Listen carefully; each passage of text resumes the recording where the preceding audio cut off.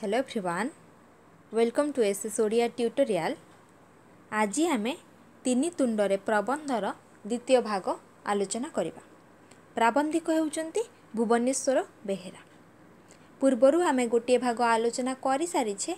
जो माने से वीडियोटी देखि नांती देखि दियंतु, जहा फଳରେ कि आज आलोचना आपण माननकु बुझिबा पई सहज हेबो। तीन तुंडरे ए जो प्रबंधटी एथिरे जेते सब शासन पद्धति रही से समस्त मध्यरु गणतंत्र को सबुठारु उन्नत बोली विभिन्न लोक मानकर मत रही। एक कथा को प्राबंधिक एही प्रबंध माध्यम रे दर्शाइछंती जे गणतंत्र कहिले कौन ना लोकंक द्वारा लोकंक पाई लोकंकर शासन को गणतंत्र बोली कहा जाय थाए। किपरि भावरे गणंकर शासन बोली ए जो कहिबार अर्थ विशेष भावरे ताहा सार्थकता लाभ करि नाही, ताहा मध्य आमे आलोचना करुथिले। गणंक पाई बा लोकंकर हित पाई ए जो कथा कहा जाइछि ताहा मध्य विशेष भावरे तात्पर्यपूर्ण नुहे। ए कथा मध्य आमे आलोचना करि सारिछे। प्राबंधिक आउ गोटे कथा दर्शाइथिले। कौन दर्शाइछंती ना ए जो गणतंत्र कहिले एथिरे कौन रहुछि, शासक रहुचंती बा शोषणकारी ओ शोषित ए दुई जण हेउचंती एक आउ अभिन्न बा अपृथक बा समान जहा को कहा जाए। ए कथा हमें आलोचना करि सारिछे। आज हमें एठारु आलोचना करिबा आम देशर जनसाधारणकर अभिज्ञतारु किंतु मने हुए जे एपरी पर्यालोचना केवल तात्विक और पोथीगत।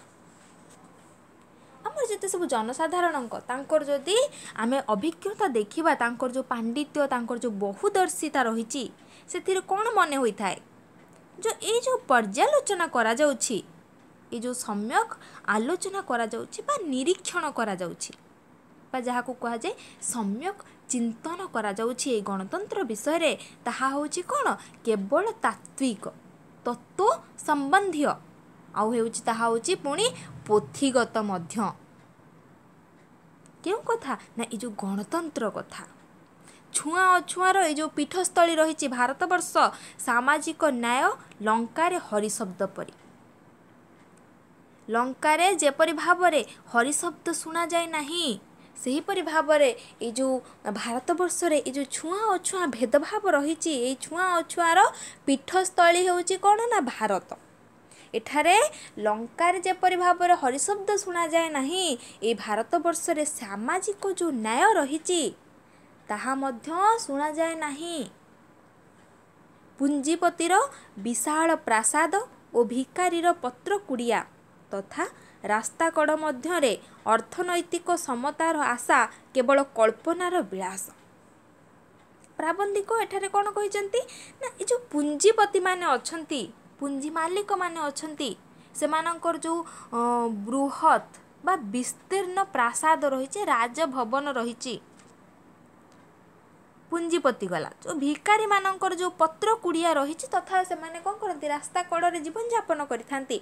ए पुंजीपति और भिकारी मानक मध्यरे आमे जदि अर्थनैतिक समता को देखिबा, अर्थनैतिक क्षेत्र रे मानकर जो समानता रही ताहा जदि आमे आशा करिबा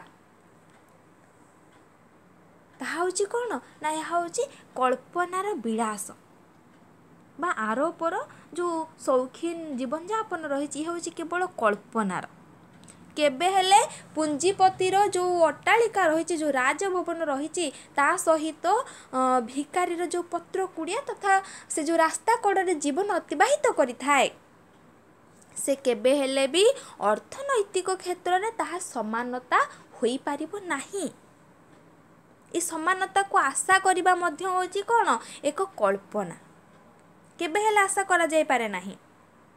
कुसंस्कारपूर्ण साधारण शिक्षा विहीन समाज रे व्यक्तिगत अधिकार चिलिका माछ परी स्वप्निल और दुष्प्राप्य आउ समष्टिगत प्रगति आकाश कइया परी कपोल कल्पित गोटे रूढ़ी रही आकाश कइया चिलिका माछ। यार अर्थ कौन ना असंभव असंभव जो पदार्थ रही असंभव पदार्थ को नहीं योजना करवा।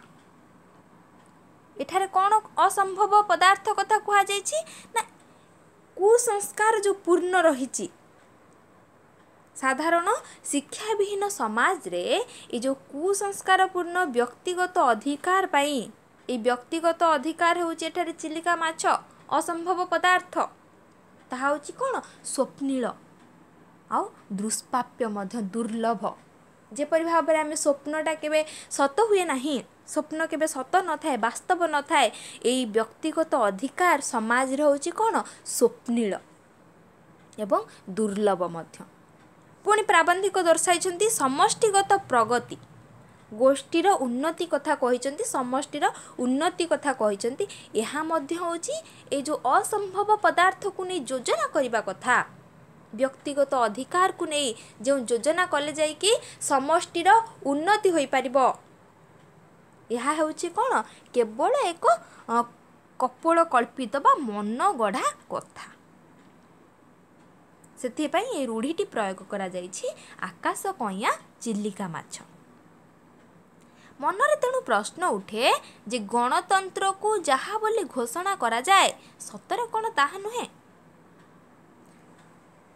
एक कथा प्राबंधिक दर्शाई जे जो गणतंत्र को कौन बोली कहा जाए ना गणक द्वारा गणक पाई गणकर शासन बोली जो कहा जाउछि गणतंत्र को ताहले ए गणतंत्र को जहा घोषणा करा जाउछि ताहा कौन सतरे कौन ताहा नुहे बोली प्राबंधिक कौन करछंती प्रश्न करिछंती। एपरि संदेह किंतु अन्यायपूर्ण बोली मने हुए अविचार अन्यायपूर्ण कहले अविचार बोली अविचार मने हुई थाए। ये जो संदेह कथा कहा जाइए जो प्रश्न कथा कहा जाइए जे गणतंत्र जहा बोली घोषणा करा जाइए ताहा होची कौन सत नुह। गणक द्वारा शासनर अर्थ नुहे जे जनतार समस्ते व्यक्तिगत भाव में सीधा सड़क शासन करता हेबे और निजे निजकु शासन करी बसिबे। गणक द्वारा शासनर अर्थ नुहे कौन नुहे जे जनतार समस्ते व्यक्तिगत भाव में निजकु निजे कौन करिवे ना शासन करिवे निजकु निजे सीधा सड़क शासन कर्ता मध्य हेबे। एपरी व्यवस्था कार्यकारी हेबा कौन ना असंभव जो गणक द्वारा अर्थ कहुई समस्त यदि कहे आमे होचु निजे निजे शासन करता निजे को निजे कौन करिबु शासन करिबु ताहले ए व्यवस्थाटी केबे हेले कार्यकारी हे परिबो नाही। तेणु गणतंत्र रे जनता द्वारा जनतार शासन प्रत्यक्ष न होई परोक्ष हेबा ही होची कोन ना स्वाभाविक। ए गणतंत्र रे कोन हेताय ना जनता द्वारा लोक माने कोन करथांती जनतार शासन पाई प्रत्यक्ष भाव में न होई प्रत्यक्ष कहले इंद्रिय भाव में दृश्य भाव में न होई परोक्ष भाव में अन्यर हित पाई हवा होची कोन न स्वाभाविक प्राकृतिक सीधा सड़क भाव में शासनकर्ता हुंती ए जनतार प्रतिनिधि जहाँ को से माने निजे बाछंती और जहाँ को हाथ में शासन क्षमता और शासनर भार जानी शुणी निजे समर्पी दियंती लोकप्रतिनिधि मनोनयन। तेणु गणतंत्र होउछि मेरुदंड। प्राबंधिक कौन कहिसंती ना ए जो शासनकर्ता माने केउ माने बाछि थांती ए जनता माने तांकर प्रतिनिधि स्वरूप जनकु शासनकर्ता बोली मानि नै थांती जहाँ को हाथ में शासनर समस्त क्षमता को मध्य कौन करथांती जानी शुणिकी समर्पण कर दे थांती। शासन करिबा पाई कि जड़े जहाँ को भी प्रतिनिधि बाछि थांती तांको शासन पाई कौन दरकार किछि क्षमता दरकार। ए जनता माने जहाँ को प्रतिनिधि स्वरूप जहाँ को शासनकर्ता स्वरूप बाछि थांती सेमानंक हाथ में जानी शुणी कौन करथांती शासनर भार को समर्पण कर दे थांती। ए जो लोक प्रतिनिधि को मनोनयन करा जाए से होउछंती गणतंत्रर मेरुदंड। मेरुदंड कहले कौन ना पृष्ठ देशर जो मध्यस्थ अस्थि रही बैकबोन जहाँ कहा जाए ए गणतंत्रर मेरुदंड होउछि कि ना लोक प्रतिनिधि जहाँ को जनता माने मनोनयन करिथांती बा जनता माने चयन करिथांती। जो देशर लोके शासन संबंधी ज्ञान रे सुशिक्षित निज नागरिक अधिकार तथा प्रतिनिधि बाछिबारे गुरुत्व संबंध रे सचेतन से देश मानकरे भोटदाता माने लोक प्रतिनिधि हेबा पाई तो उपयुक्त प्रत्येक व्यक्ति विशेषज्ञ दोष गुण क्रियाकलाप चिंताधारा और मानसिक दृष्टिकोण साधुता और सच्चोटपणिया तथा कार्यदक्षता संबंध में व्यक्तिगत भाव में ज्ञान संग्रह करी उपयुक्त व्यक्ति को ही प्रतिनिधि रूप में कौन करथांती ना बाछि नियंती। एठारे कौन कहुई ना जो देशर लोके शासन संबंधी ज्ञान रे थांती कौन सुशिक्षित थांती सेमानंको शासन संबंधी जो सब सूचना रही से माने सचेतन थांती निजर जो नागरिकर अधिकार रही तथा जो कहुई प्रतिनिधि को से माने किपरि भाव से जो लोक प्रतिनिधि को मनोनयन करिथांती चयन करिथांती तार दक्षता कौन रही तार सचेतन से देश मानकर जो किपरि भाव में देश को उन्नति पथ को आगे नब प्रत्येक व्यक्ति विशेषकर दोष गुण क्रियाकलाप से किपरि भाव में कार्य करुछि तार चिंताधारा कौन तार मानसिक दृष्टिकोण क्यों भंगी रे तार जो साधुता रही धार्मिकता बा सज्जनता तार सच्चोटपणिया आ देखा गले तार जो कार्य दक्षता रही कार्य करिबार जो क्षमता रही ता संबंध में व्यक्तिगत भाव में समस्ते कौन करथांती ना ज्ञान संग्रह करिथांती जहा फल कि उपयुक्त व्यक्ति को ही से माने तांकर लोक प्रतिनिधि भाव में बाछि नहीं थांती क्यों माने ना जो देशर लोक शासन संबंधी शासन संपर्कीय ज्ञान रे सुशिक्षित सुमार्जित मध्य ये जो लोकर जो देशर लोक शासन संबंधी ज्ञान रे सुशिक्षित तापर पुणी कहुई आउ जो देशर जनता निज अधिकार तथा कर्तव्य ज्ञान संबंध में अज्ञ से देश मानकरे गुण अपेक्षा प्रोपागंडा ही विशेष भाव में काम करे कौन कहुई जो देशर जनता निज अधिकार तथा कर्तव्य ज्ञान संबंध में निजर अधिकार कौन रही मानवर नागरिक अधिकार से नागरिक अधिकार संबंध में से माने कौन था अज्ञ थांती अज्ञान थांती तांकर कर्तव्य ज्ञान कर्तव्य संपर्कीय ज्ञान मध्य तांकर कौनसी हेले धारणा न थाए से देश मानकरे गुण अपेक्षा कौन करा जाए ना प्रोपागंडा ही विशेष भाव में काम करे पूर्वर आम आलोचना कले जे व्यक्तिर कौन दोष गुण रही क्रियाकलाप रही तार जो कार्य करिबार क्षमता रही सच्चोटता रही ए समस्त को विचार करी से माने लोक प्रतिनिधि को मनोनयन करिथांती किंतु एठारे गुण देखंती नहीं कहीं से देशर लोक माने से देशर जनता माने तांको निजर नागरिक अधिकार विषय रे से माने कौन अज्ञ सेथिपाई से जो लोक प्रतिनिधि को चयन करती से लोक प्रतिनिधि गुण से माने परखंती नहीं से माने प्रोपागंडार अर्थ होची जनमत को प्रभावित करिपा पाई जो प्रचार व्यवस्था रही से प्रचार व्यवस्था हिसाब रे से माने विशेष भाव में कार्यकारी करिथांते तांकर लोक प्रतिनिधि मनोनयन करिपा पाई एपरि देश मानकरे केते विराड़ी वैष्णव शासन क्षमता पाइबा लोभरे जनतार प्रतिनिधि हेबाको बाहरी पड़ती आउ निजे निजर पेकाली बजेई सभा समिति रे छाती पिटी बाहस्फोट मारी धुआं बाण छाड़ी भड़ाटिया लोकंक साहाय्य रे ड्रम बाड़ेई धन कार्पण्य और सेवार सामयिक आश्रय नहीं प्रतिद्वंदी मानक कुच्छारटना करी सेमानंक लोकंक भय देखाई प्रचार बल रे धड़ा को कला और कला को धड़ा करने को चेष्टा करते जो जनमत को प्रभावित करने जो प्रचार व्यवस्था रही एपरि देश मानकरे केते ठक बाबाजी विराड़ी वैष्णवर अर्थ होची कौन विराड़ी वैष्णव गोटे रूढ़ी तार अर्थ होची ठक बाबाजी माने ठक लोक माने कौन करती शासन क्षमता को किपरि भाव में अधिकार करिवे जनतार प्रतिनिधि हेबे सेथिपाई से माने कौन होती आगभर होती बा बाहरी पड़ती निजे निजर पेकाली बजाई निजे निजर आत्मप्रचार करी सभा समिति रे निजर छाती पिटी बाहास्पट मारी होची निजर बढ़ाणिया कथा कही धुआं बाण छाड़ी लोक मानक भड़ारे आनी सेमानक साहाय्य ड्रम बाड़ाई जेपरि भाव में प्रचार करिथांती।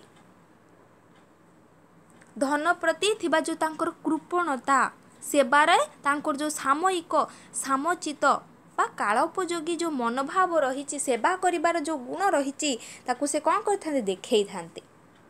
निजर आत्मप्रचार से माने करिथांती किपरि भाव में धन रे तांकर कृपणता रही सेवा करिबार तांकर जो मनोवृत्ति रही तांकर बढ़ाणिया कथा को से माने निजे प्रचार करिथांती।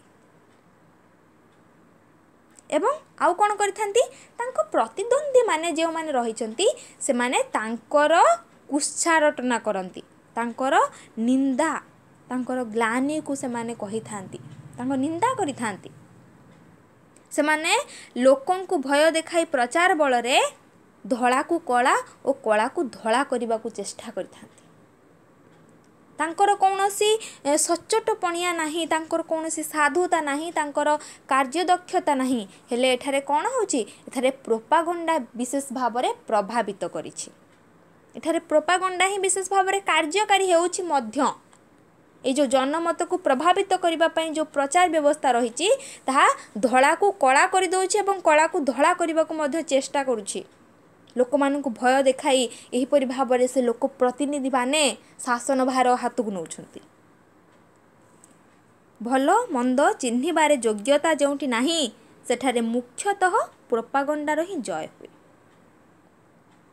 जोंठारे भल मंद भल केउटा मंद कौन से कथा जोंठारे चिन्हिबारे योग्यता नाही काहेकि ना जनता माने निज अधिकार विषय से माने जानती नाही सेठारे कौन होता है ये प्रोपागंडार ये जनमत को प्रभावित करने जो प्रचार व्यवस्था रही ताहार कौन होता है जय लाभ करता है। प्रोपागंडा जे कौन करिपारे से संबंध रे आमर पुरुणा और जनाशुना तीनी तुंडरे छेली कुकुर मजा गपटी मने पड़े। प्राबंधिक दर्शाई गोटे प्रवचन रही ओडिया रे गोटे प्रवचन हेउछि तीनी तुंडरे छेली कुकुर बा तीन जनक कथारे गोटे छेलीटी किपरि कुकुर रे परिणत हो जाए आर अर्थ होची अधिक लोक गोटे मिछ को कहिले ताहा सत बोली बोध होइथाय। एही गोटे गपटी रही से गपटी वर्तमान आलोचना करिबा। कला मचमच देह कहरा निश मेहगानी काठरे कुंदिला परी हाथ आउ फुलका रुटी परी फुली उठिथिबा चौड़ा छाती लाठी हाथ रे आकृति जेतेबेले रास्ता ऊपर को उठी आसिला ब्राह्मण गोसाई को आखि तल को खोसी गईगला आउ देहरु गम गम झाड़ बहीगला। आगंतुकों को चिन्हि पारी थतमत गलारे पुरोहित पचारिले पाणु कि रे। गपटीर आरंभ किपरि हेछि ना गोटे कला मचमच देह कहरा तार निश रंग हो तार कला मचमच मेहगानी काठरे कुंदिला परी हाथ मोटा सोटा लोकटी कौन कर हाथ तार हूँ किपरि ना फुलुका रुटी परी फुली उठिथिबा तार चौड़ा छाती हाथ रे से धरिछि गोटे लाठी बाड़ी धरिछि। जेतेबेले एहीपरि एक आकृति एहीपरि व्यक्तिटी रास्ता ऊपर को उठिके आसीछि ब्राह्मण गोसाई जेतेबेले ताकू देखिचंती कौन हिचंती चमकी पड़िचंती। देहर तांकर गम गम झाड़ बाहरी से ए जो आगंतुक को ए जो अतिथि बा आनुषंगिक को जितेबाला से चिन्हि पारिचंती से ब्राह्मण जनक तांकर थतमत गलारे तांको थरिला गलारे से पुरोहित जनक पचारिछंती। पुरोहित कहिले कुल पुरोधा से ब्राह्मण जनक ए जितेबाला विशालकाय आकृति देखिचंती रास्ता जितेबाला गला बेले रास्ता रे सेतबेले से डरी जाइछंती संकी जाइछंती भय रे तांको कंठ कोन होची थतमत हो जाउची थरी जाउछंती से देहरु गम गम झाड़ बोही जाउची। सेतबेले से पुरोहित ताकू पचारिछंती पाणु किरे ता ना होची कोन ना पाणु। पाणु टिकिए मुरुकी हस हसी देई ओली की करू करू कहिला गोसाई महापुरु ए भोर भोर कुकुरटीए कांधरे बोही कुआड़ी की चलीछंती। गोसाई महाराज सप्रतिभ होई सारी थिले कहिले हईरे पाणु सतरे कौन 60 वर्ष न पुरिले तम मानकर बुद्धि हुएनी छेली किए कुकुर किए चिन्हि पारुनु ଯଜମାନ ଛେଳିଟିଏ ଦାନ କଲେ। ସାଙ୍ଗରେ ଆଣିଲା ବେଳକୁ ଛେଳିଟା ଭିଡ଼ି ଓଟାରି ହେଉଥିଲା। ବୋହି ନେଇ ଯାଉଛି।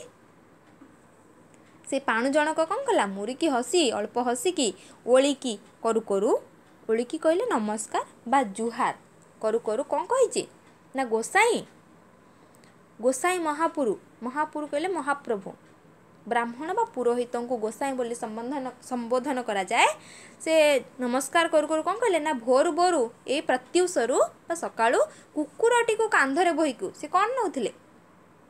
ସେ ପାଣୁ କ'ଣ କହୁଛି ନା, କୁକୁରଟିକୁ ସେ କାନ୍ଧରେ ବୋହିକି କୁଆଡ଼େ ଯାଉଛନ୍ତି ବୋଲି ପ୍ରଶ୍ନ କରିଛି। ଏବଂ ଗୋସାଇଁ ମହାରାଜ କ'ଣ କହିଛନ୍ତି ନା, ସେ ଟିକେ ସପ୍ରତିଭ ହୋଇସାରିଥିଲେ ବା ନିସଂକୋଚ, ଯାହାକୁ କୁହାଯାଏ କୁଣ୍ଠାରହିତ। ସେ ଗୋସାଇଁ ମହାରାଜ କ'ଣ କହିଲେ, ସତରେ ତୁମମାନଙ୍କର 60 ବର୍ଷ ନ ହେଲେ ତୁମମାନଙ୍କର ବୁଦ୍ଧି ହୁଏନି। କ'ଣ ପାଇଁ କହିଛନ୍ତି ନା, ସିଏ ଧରିଛନ୍ତି କାନ୍ଧରେ କ'ଣ, ଗୋଟିଏ ଛେଳି ଧରିଛନ୍ତି, କିନ୍ତୁ ପାଣୁ କହୁଛି ତାଙ୍କୁ ଗୋଟିଏ କାନ୍ଧରେ କୁକୁର ଧରିଛନ୍ତି ବୋଲି। ସେଥିପାଇଁ କହିଛନ୍ତି, ଛେଳି କିଏ କୁକୁର କିଏ ଚିହ୍ନି ପାରୁନୁ। ଯଜମାନ ଛେଳିଟିଏ ଦାନ କଲେ। ଯଜମାନ କହିଲେ ଯଜ୍ଞକାରକ। ଗୋଟିଏ ଯଜ୍ଞ ହୋଇଥିଲା, ସେ ଯଜ୍ଞରେ ବ୍ରାହ୍ମଣଙ୍କୁ ଛେଳିଟିଏ ସେ ଦାନ କରିଥିଲେ। ସେ ସାଙ୍ଗରେ ଆଣିଲା ବେଳକୁ ଛେଳିଟି ଯେତେବେଳେ ଭିଡ଼ି ଓଟାରି ହେଲା, ସେ କ'ଣ କରୁଛନ୍ତି, ତାକୁ ବୋହିକି ନେଇକି ଯାଉଛନ୍ତି। ପାଣୁ ସୁନା ଖିଲିପିଟା ଦାନ୍ତ ଦିଟାକୁ ଭଲ କରି ନିକୁଟାଇ ବାଟ କାଟି ଯାଉ ଯାଉ ଆଉ ଥରେ ବ୍ରାହ୍ମଣଙ୍କ କାନ୍ଧ ଉପରୁ ଆଖି ବୁଲାଇ ଆଣି ଟିପ୍ପଣୀ ଛାଡ଼ିଦେଲା। ଯେତେ ମୂର୍ଖ ହେଲେ ବି କୁକୁରଟାକୁ ଆଉ ଚିହ୍ନି ହେବନି। ବଡ଼ ଲୋକଙ୍କୁ ଜବାବ ନାହିଁ ପରା। କ'ଣ କହିଛି ସେ ପାଣୁ, ତାର ଯେଉଁ ସୁନା ଖିଲିପିଟା ଦାନ୍ତ ଦିଟା ଥିଲା ତାକୁ ଭଲ କରି ନିକୁଟାଇ ସେ ଆଉ ଥରେ ବାଟ କାଟିକି ଯିବା ରାସ୍ତାରେ ଆଉ ଥରେ ବ୍ରାହ୍ମଣଙ୍କ କାନ୍ଧକୁ ଅନାଇକି ସେ ଯେଉଁ ଟିପ୍ପଣୀ ଦେଇଛି ବା ମନ୍ତବ୍ୟଟି ଦେଇଛି ଯେ ମୂର୍ଖ ହେଲେ ମଧ୍ୟ, ମୁଁ ଯଦି ମୂର୍ଖ ହେଲେ ମଧ୍ୟ କ'ଣ କୁକୁରଟାକୁ ଚିହ୍ନି ପାରିବି ନାହିଁ, ଏକଥା କହିକି ବଡ଼ ଲୋକଙ୍କୁ କିଛି ଉତ୍ତର ନାହିଁ ବୋଲି, ଜବାବ ନାହିଁ ବୋଲି କହିକି ପାଣୁ କ'ଣ କରିଛି, ବାଟ କାଟିକି ଯାଇଛି। ଅଗ୍ନା ଅଗ୍ନି ବନସ୍ତ ନହେଲେ କ'ଣ ହେଲା, ବେଶ ବୁଦୁବୁଦିକିଆ ଜଙ୍ଗଲ, ଚାରିଆଡ଼ିକି ପାହାଡ଼ର ଘେର, ଚଢ଼େଇର ଥଣ୍ଟ ଆଉ କୁରାଢ଼ୀର ବେଣ୍ଟ ମଝିରେ ମଝିରେ ଶୁଣାଯାଉଛି। ଆଉ ପୁରୋହିତ ଆଗେଇ ଚାଲିଛନ୍ତି। ଭାବନାର ଅନ୍ତ ନାହିଁ। ପାଣୁକୁ ଦେଖି ସତରେ ସେ ଘାବରାଇ ଯାଇଥିଲେ। ଏଇ ଜଙ୍ଗଲ ବାଟ ଦେଇ ଗଲେ ଗାଁ ଟିକିଏ ପାଖ ପଡ଼େ। ଛେଳିର ବୋଝ ହିଁ ତାଙ୍କୁ ଖାଇଲା। ବୁଲା ବାଟ ବରଂ ଭଲ ଥିଲା। କ'ଣ କୁହାଯାଇଛି ଏଠାରେ ନା, ଅଗ୍ନା ଅଗ୍ନି ଅର୍ଥ ହେଉଛି କ'ଣ, ନିବିଡ଼ ବା ଅତି ଘନ, ଯାହାକୁ କୁହାଯାଏ ଦୁର୍ଗମ। ବନସ୍ତ କହିଲେ ଜଙ୍ଗଲ। ଏଇ ଯେଉଁ ଦୁର୍ଗମ ଜଙ୍ଗଲ ମଧ୍ୟ ନହେଲେ କ'ଣ ହେଲା, ସେଠାରେ କ'ଣ ହେଇଛି ନା, ଗୋଟିଏ ଦୁର୍ଗମ ଜଙ୍ଗଲ ନୁହେଁ ବା ଅତି ଘଞ୍ଚ ଜଙ୍ଗଲ ନୁହେଁ, କିନ୍ତୁ ସେଠାରେ ବୁଦୁବୁଦୁକିଆ ଜଙ୍ଗଲ। ଚାରିଆଡ଼କୁ କ'ଣ ରହିଛି ନା, ପାହାଡ଼ର ଘେର ମଧ୍ୟ ରହିଛି। ଚଢ଼େଇର ଥଣ୍ଟ ଶୁଭୁଛି, ଆଉ କ'ଣ ଶୁଭୁଛି, କୁରାଢ଼ୀର ବେଣ୍ଟ ମଝିରେ ମଝିରେ ଶୁଣାଯାଉଛି। ଆଉ ପୁରୋହିତ ଜଣକ ଆଗେଇକି ଚାଲିଛନ୍ତି। ଯେତେବେଳେ ସେ ପାଣୁ ସହିତ କଥା ହେଇଛନ୍ତି, ପାଣୁ କ'ଣ କହିଛି, ଛେଳି ନ କହିକି କୁକୁରକୁ କାହିଁକି କାନ୍ଧରେ ନେଇକି ଯାଉଛନ୍ତି ବୋଲି ଯେତେବେଳେ କହିଛନ୍ତି, ସେ ବ୍ରାହ୍ମଣ ଜଣକ ସେହି କଥା ଭାବିକି ଯାଉଥିଲେ। ପାଣୁକୁ ଦେଖିକି ସେ ସତରେ କ'ଣ ଘାବୁରେଇ ଯାଇଥିଲେ ବା ଡରି ଯାଇଥିଲେ, ଯାହାକୁ କୁହାଯାଏ ଶଙ୍କି ଯାଇଥିଲେ ବା ଡରି ଯାଇଥିଲେ। এই ଜଙ୍ଗଲ ବାଟ ଦେଇ ସେ ଯଦି ନ ଯାଇଥାନ୍ତେ ତାହେଲେ ଗାଁ ତାଙ୍କୁ କ'ଣ ହେଇଥାନ୍ତା, ଟିକେ ଦୂର ହେଇଥାନ୍ତା। ଏଇ ଜଙ୍ଗଲ ବାଟ ଦେଇକି ଗଲେ ହିଁ ତାଙ୍କୁ ଗାଁ ଟିକେ ପାଖରେ ପଡ଼େ। ଯଦି ଛେଳିର ବୋଝ ନଥାନ୍ତା ତାହେଲେ ସେ ଦୂର ରାସ୍ତା ଦେଇକି ଯାଇଥାନ୍ତେ, ଏ ଜଙ୍ଗଲ ବାଟ ଦେଇକି ଯାଇନଥାନ୍ତେ। ଛେଳିର ବୋଝ ହିଁ ତାଙ୍କୁ ଖାଇଲା ବୋଲି ସେ କହିଛନ୍ତି ଯେ ବୁଲା ବାଟ ବରଂ ଭଲ ଥିଲା। ହଠାତ୍ ଚମକି ଉଠିଲେ। ଠିକ୍ ପାଣୁ ପରି ଆଉ ଜଣେ କିଏ ମସ୍ତ ବଡ଼ ଠେଙ୍ଗାଟିଏ ଧରି କେଉଁ ବୁଦା ଉହାଡ଼ରୁ ରାସ୍ତା ଉପରକୁ ଉଠି ଆସିଲା। ପୁରୋହିତଙ୍କ ଛାତିରେ ପବନ ଅଟକିଗଲା। ଥରିଲା ହାତରୁ ଛେଳିଟି ଖସି ପଡ଼ୁ ପଡ଼ୁ କେମିତି ରହିଗଲା। ପାଣୁ ଯେପରି ଭାବରେ ମୋଟାସୋଟା ବ୍ୟକ୍ତିଟି ଥିଲା, ସେହିପରି ଭାବରେ ଆଉ ଜଣେ କିଏ ପାଣୁ ପରି ମସ୍ତ ବଡ଼ ଠେଙ୍ଗାଟିଏ ଧରିକି ବୁଦା ଉହାଡ଼ରେ ଲୁଚିଥିଲା। ବୁଦା ମଧ୍ୟରେ ସାଙ୍ଗେ ସାଙ୍ଗେ କ'ଣ କଲା, ରାସ୍ତା ଉପରକୁ ସେ ଲୋକଟି ଉଠି ଆସିଲା। ଯେତେବେଳେ ବ୍ରାହ୍ମଣଙ୍କୁ ଦେଖିକି ପୁରୋହିତଙ୍କ ଛାତିରେ ସେତେବେଳେ କ'ଣ ହେଲା, ପବନ ଅଟକିଗଲା, ମାନେ ଡରିଗଲେ। ଯେତେବେଳେ ପାଣୁକୁ ଦେଖିଥିଲେ ସେ ମଧ୍ୟ ଭୟ ପାଇଥିଲେ, ଶଙ୍କି ଯାଇଥିଲେ, ଘାବୁରେଇ ଯାଇଥିଲେ। ବର୍ତ୍ତମାନ ଆଉ ଜଣେ ଯେତେବେଳେ ବ୍ୟକ୍ତିକୁ ଦେଖିଛନ୍ତି ସେତେବେଳେ ମଧ୍ୟ ସେ କ'ଣ କରିଛନ୍ତି, ଡରି ଯାଇଛନ୍ତି। ତାଙ୍କ ଥରିଲା ହାତରୁ ଛେଳିଟି ଖସି ପଡ଼ୁ ପଡ଼ୁ ସେ କେମିତି ମାନେ ଧରି ଦେଇଛନ୍ତି। ଆଗନ୍ତୁକ ଫିକ୍ କରି ଦି ଫାଳିଆ ହସଟିଏ ହସି ଦେଇ ପ୍ରଣାମ କରୁ କରୁ କହିଲା, ନନା, କୁକୁରଟାକୁ କ'ଣ କାନ୍ଧରେ ବୋହିଛନ୍ତି? କଳି ଯୁଗ ବୋଲି କ'ଣ ସବୁ ଆଚାର ବିଚାର ଗଲା? ସେଇ ବ୍ୟକ୍ତିଟି ମଧ୍ୟ କ'ଣ କହିଛି, ହସି ଦେଇକି ଟିକେ ପ୍ରଣାମ କରୁ କରୁ, ନମସ୍କାର କରୁ କରୁ କହିଛି, କୁକୁରଟାକୁ କ'ଣ ପାଇଁ କାନ୍ଧରେ ନେଇକି ଯାଉଛନ୍ତି ବୋଲି? ଏ ଯେଉଁ କଳିଯୁଗ, ସେଥିପାଇଁ କ'ଣ ବ୍ରାହ୍ମଣମାନେ ଯେଉଁ ଆଚାର ବିଚାର ତାଙ୍କର ଯେଉଁ ରହିଛି ସବୁ କ'ଣ ଭୁଲିଗଲେଣି? ସିଏ ମଧ୍ୟ କ'ଣ କହିଛନ୍ତି, ଛେଳି ନ କହିକି କୁକୁର କହିଛି। ପୁରୋହିତ ଟିକେ ଅଡ଼ୁଆରେ ପଡ଼ିଲେ। କ'ଣ କହିବେ କିଛି ଠିକ୍ କରିପାରିଲେନି। ଛେଳିକୁ କାନ୍ଧରୁ ତଳକୁ ଓହ୍ଲାଇ ଖୁର ଟିକିଏ ପରଖି ନେଲେ। ନିଜ ଆଖି ଦିଟାକୁ ଭଲ କରି ମକଚି ଛେଳିର ଲାଞ୍ଜଟିକୁ ହଲାଇ ଦେଖିଲେ। ବୋହି ଆଣିଲା ବେଳେ କେଉଁଠି ମେ ମେ କରିଥିଲା ନା ନାହିଁ ମନେ ପକାଇବାକୁ ଚେଷ୍ଟା କଲେ। ଆଉ କହିଲେ, କିରେ ରାଧୁ, ଛେଳିଟାକୁ ଚିହ୍ନି ପାରୁନୁ କିରେ? ପ୍ରଥମ ବ୍ୟକ୍ତି ଯେତେବେଳେ ଛେଳି ନ କହିକି କୁକୁର କହିଥିଲା, ବର୍ତ୍ତମାନ ଦ୍ୱିତୀୟ ବ୍ୟକ୍ତି ଜଣକ ଛେଳି ନ କହିକି କୁକୁର କହିଛି। ସେତେବେଳେ ପୁରୋହିତ କ'ଣ ହେଇଛନ୍ତି, ଟିକେ ଅଡ଼ୁଆରେ ପଡ଼ିଯାଇଛନ୍ତି। କ'ଣ କହିବେ ବୋଲି କିଛି ଠିକ୍ କରିପାରିନାହାନ୍ତି। ଏବଂ ଛେଳିକୁ ସେ କ'ଣ କଲେ, କାନ୍ଧରୁ ସେ ତଳକୁ ଓହ୍ଲାଇକି ତା'ର ଖୁର କହିଲେ ପାଦକୁ ଟିକେ ପରଖି ନେଇକି ଦେଖିଲେ ବା ତର୍ଜମା କରି ଦେଖିଲେ ଏ ଛେଳି ନା କୁକୁର ବୋଲି।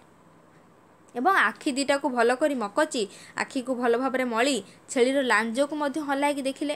ଏବଂ ମନେ ପକାଇଲେ ଯେତେବେଳେ ସେ ଛେଳିଟିକୁ ବୋହିକି କାନ୍ଧରେ ଆଣୁଥିଲେ, ଛେଳିଟି କେତେବେଳେ କେଉଁଠିରେ ମେ ମେ କରିଥିଲା କି ନାହିଁ ସେ କଥା ମଧ୍ୟ ମନେ ପକାଇଲେ। ଏବଂ ଦେଖିସାରିଲା ପରେ କହିଲେ, ରାଧୁ, ତୁ ଛେଳିଟାକୁ ଚିହ୍ନି ପାରୁନୁ ବୋଲି ମଧ୍ୟ ସେ କ'ଣ କରିଛନ୍ତି, ତାକୁ ପ୍ରଶ୍ନ କରିଛନ୍ତି।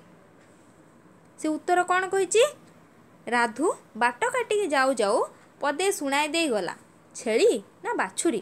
ହଁ, ସରଗକୁ ନିଶୁଣି ନାହିଁ, ଆଉ କ'ଣ କହିଲା ଠିକ୍ ଶୁଣାଗଲାନି।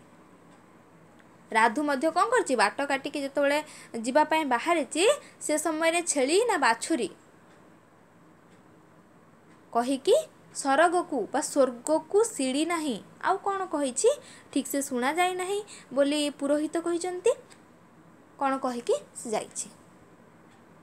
ଇଏ ହେଉଛି ଦ୍ୱିତୀୟ ବ୍ୟକ୍ତି ଯିଏକି ଛେଳି ନ କହିକି କୁକୁର କହିଥିଲା। ଏବଂ ଯେତେବେଳେ ପୁରୋହିତଙ୍କୁ କ'ଣ କରିଛି, ବାଟ କାଟିକି ଯାଇଛି, ସେ ସମୟରେ ମଧ୍ୟ ଗୋଟିଏ କଥା କହିକି ଯାଇଛି, ସେ ଛେଳି ନା ବାଛୁରୀ। ଯେତେବେଳେ ପାଣୁ ମଧ୍ୟ ବାଟ କାଟିକି ଯାଇଥିଲା, ସେ ମଧ୍ୟ କହିଥିଲା ଯେ ଯେତେ ମୂର୍ଖ ଲୋକ ହେଲେ ମଧ୍ୟ କୁକୁରଟାକୁ ଚିହ୍ନି ହେବନି। ଏଇ ଯେଉଁ କଥା, ଦୁଇ ଜଣଙ୍କ କଥାରେ ପୁରୋହିତ ମହାଶୟ କ'ଣ କରିଛନ୍ତି, ଗଭୀର ଚିନ୍ତାରେ ବୁଡ଼ି ଯାଇଛନ୍ତି ବା ମଜ୍ଜି ଯାଇଥିଲେ। ଯଜମାନ ସତରେ ଗୋଟାଏ କୁକୁର ଦେଇନି ତ? କଳିକାଳ କିଏ ବା ଦୃଢ଼ କରି କହିବ? ଦୁଇ ଜଣଙ୍କ କଥାରେ ପୁରୋହିତ କ'ଣ ହେଇଛି ନା ନିଜ ଉପରେ ତାର ସନ୍ଦେହ ହୋଇଛି। ତାପରେ ଭାବିଛନ୍ତି, ଏଇ ଯେଉଁ ଯଜମାନ ଜଣକ ଯେଉଁ ଯଜ୍ଞରେ ମୋତେ ଦାନ ଦେଇଥିଲେ ଛେଳିଟି, ସେ ମୋତେ କୁକୁର ଦେଇନାହାନ୍ତି ତ? ଏଇ ଯେଉଁ କଳିଯୁଗ, ଏଥିରେ କିଏ ସାହସ କରି କହିପାରିବ ଯେ ଏ ଛେଳି ଦେଇଛନ୍ତି କି କୁକୁର ଦେଇଛନ୍ତି ବୋଲି? ସେ ଯେଉଁ ଯଜ୍ଞରେ ଏ କଥା ପୁରୋହିତ ଜଣକ କ'ଣ କରିଛନ୍ତି, ଚିନ୍ତାରେ ମଗ୍ନ ହୋଇଯାଇଛନ୍ତି।